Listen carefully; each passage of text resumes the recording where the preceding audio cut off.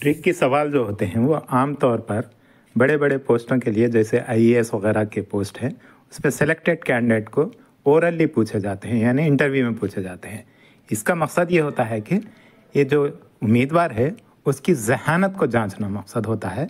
ये कोई रिवायती जवाब हासिल करने के लिए नहीं होते, क्योंकि सारा इम्तिहान हो चुका होता है, सारा टेस्ट हो चुका होता है। इसमें हर किस्म के नॉलेज के से वो पार होकर यहाँ तक आ जाता है। लेकिन क़ुव्वत फ़ैसला और कितनी जल्दी से जवाब देता है और कितनी ज़हानत में उसका इस्तेमाल करता है, उसको जांचना इसका ये ट्रिकी क्वेश्चंस का मतलब होता है। आमतौर पर सवाल का वो मतलब नहीं होता जो आमतौर पर पूछा जाता है, बल्कि सवाल का कोई दूसरा और अनोखा मकसद होता है जिसकी तरफ आमतौर पर ध्यान नहीं जाता। उम्मीदवार को उस तरफ ध्यान अपना ले जाना पड़ता है। हालांकि जवाब बहुत ही सादा होता है, लेकिन जवाब के अखज़ करने में एक ट्रिक को अपनाने की ज़रूरत पड़ती है। यानी बाज़ मरतबा अल्फाज का खेल होता है, बाज़ मरतबा स्पेलिंग होते हैं, बाज़ मरतबा यानी समझ की यानी उसके अंदर फेर होता है, यानी मखसूस जवाब से हटकर जवाब होता है। इसके लिए जहन को लड़ाना पड़ता है। तो यहाँ पर मैंने इस किस्म के सवालात के ज़ख़ीरे से चंद का इंतख़ाब किया है जो आपके लिए पेश किए जा रहे हैं। हो सकता है आप इससे इस्तेफ़ादा करें और फ़ायदा उठाएं। यहाँ पर एक ट्रिक की सवाल है, हियर एंड देयर में क्या फ़र्क है। अंग्रेज़ी के दो वर्ड्स है, हियर एंड देयर में क्या फ़र्क है। उसका जवाब है, हियर एंड देयर में सिर्फ टी का फ़र्क है। यहाँ हमको बज़ाहिर सवाल से ऐसा नज़र आता है कि हियर एंड देयर के मानों में क्या फ़र्क है। ऐसा नहीं, हमको इसके स्पेलिंग पर जाना है। तो हियर एंड देयर में टी का फ़र्क है। हियर को टी लगाने से देर बन जाता है और देर से टी निकाल देने से हियर बन जाता है। इस तरीके से हियर एंड देयर में टी का फ़र्क है। एक और ट्रिकी सवाल है जिसमें सवाल किया गया है, आप 7 को इवन नंबर में कैसे तब्दील कर सकते हैं।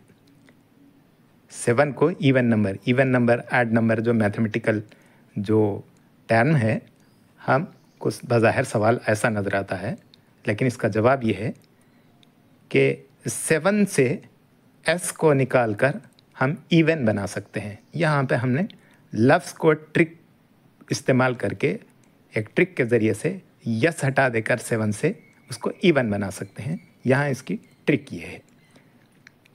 एक और सवाल ये है, अगर आप एक लाल पत्थर नीले समंदर में फेंके तो क्या होगा।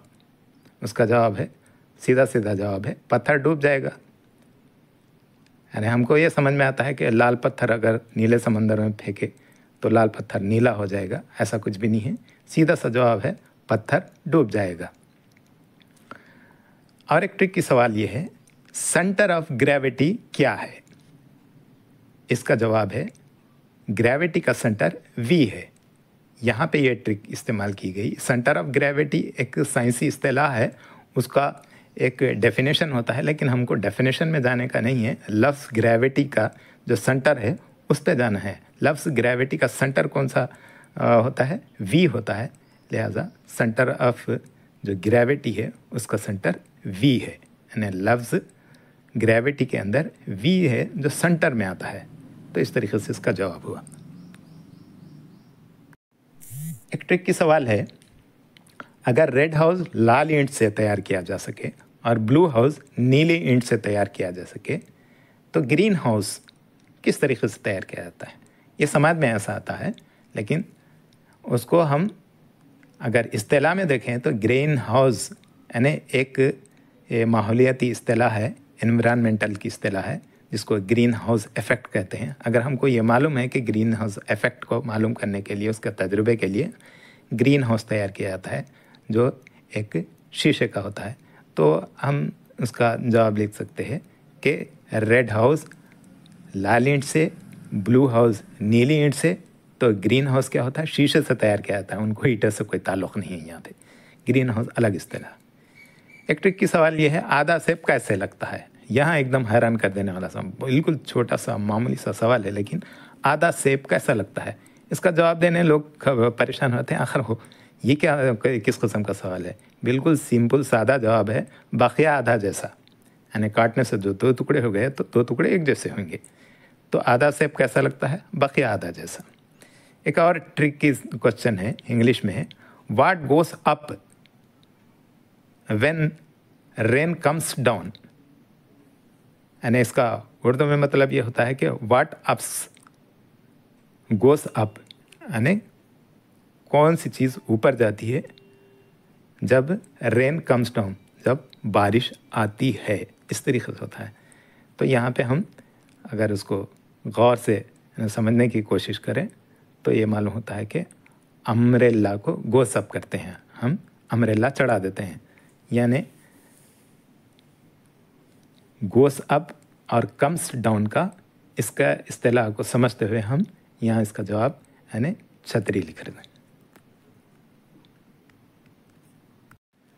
हायर अथॉरिटीज़ जब किसी हायर पोस्ट के लिए इंटरव्यू लेते हैं तो उनकी ज़हनी जांच के लिए अलग अलग ट्रिक्स अपनाए जाते हैं। यहाँ भी एक इंटरव्यू लेने वाले ने एक कप कॉफ़ी मंगाई और उम्मीदवार के सामने रखकर पूछा, व्हाट इज़ बिफोर यू। तो उम्मीदवार ने उसका जवाब दिया, टी। ये किस तरीके से हुआ? यहाँ पे सवाल तो ऐसा समझ में आता है कि व्हाट इज़ बिफोर यू यानी आपके सामने क्या है, आपके रूबरू क्या है। तो लाजिम बात है, चूँकि पहले से उसने इंटरव्यू लेने वाले ने एक कप कॉफ़ी मंगा कर रखी, तो वो एक कप ऑफ कॉफ़ी बोल सकता था। लेकिन उसने सोचा, किस तरीके से सोचा कि ये अंग्रेज़ी हरूफ में यू से पहले क्या आता है, what is before you. You को यहाँ पे अंग्रेज़ी अल्फ़ाबेट में लेकर उसने सोचा, तो व्हाट इज़ बिफोर यू तो क्या आता है? टी आता है, उसने जवाब दिया। तो ये सही जवाब है। एक और सवाल यहाँ पे है, इंग्लिश में है, in which state is the bay of Bengal. अगर हम इसको ऐसे ही ओरली देखें तो ये समझ में आता है कि बे ऑफ बंगाल या खलीज बंगाल कौन सी रियासत में है।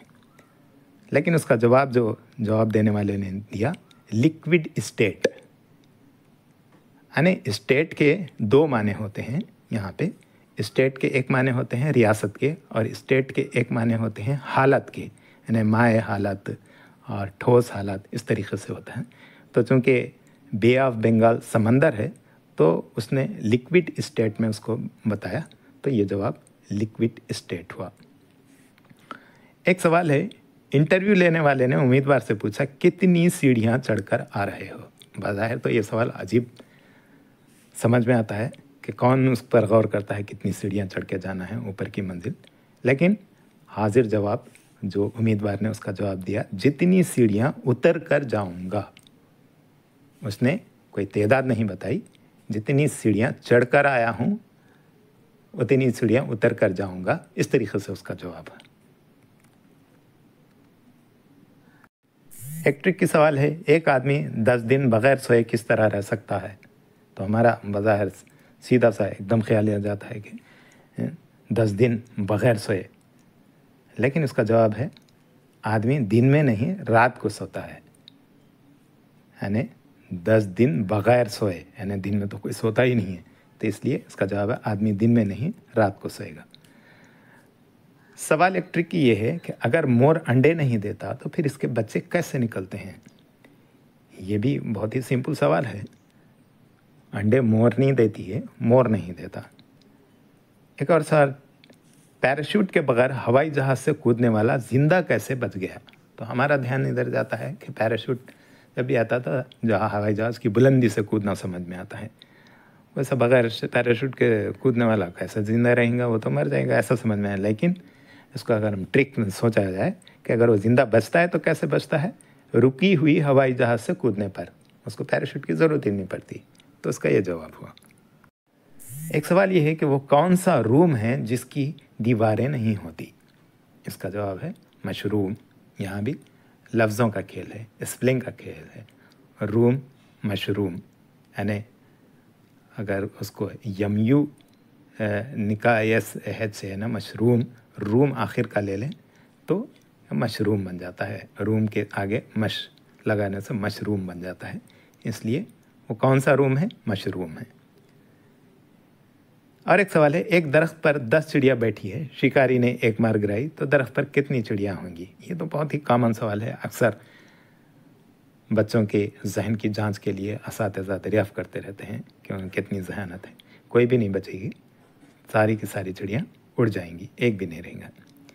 एक सवाल है, किस में हेड एंड टेल होते हैं लेकिन बॉडी नहीं होते?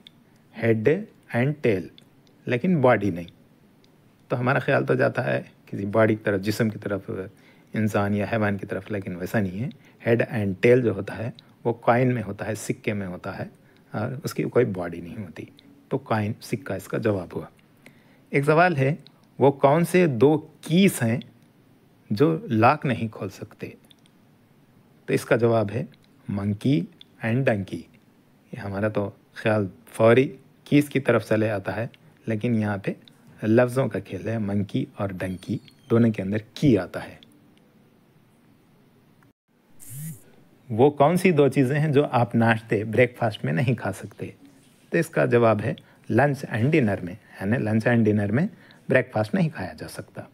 इसी तरीके एक सवाल है, अगर एक इलेक्ट्रिक ट्रेन 100 किलोमीटर फी घंटे की रफ्तार से शुमाल की सिम जा रही है तो धुआं किस तरफ जाएगा? उसका जवाब है इलेक्ट्रिक ट्रेन से धुआं नहीं निकलता। इस तरीके से हमको कॉमन सेंस से सोचने की ज़रूरत पड़ती है।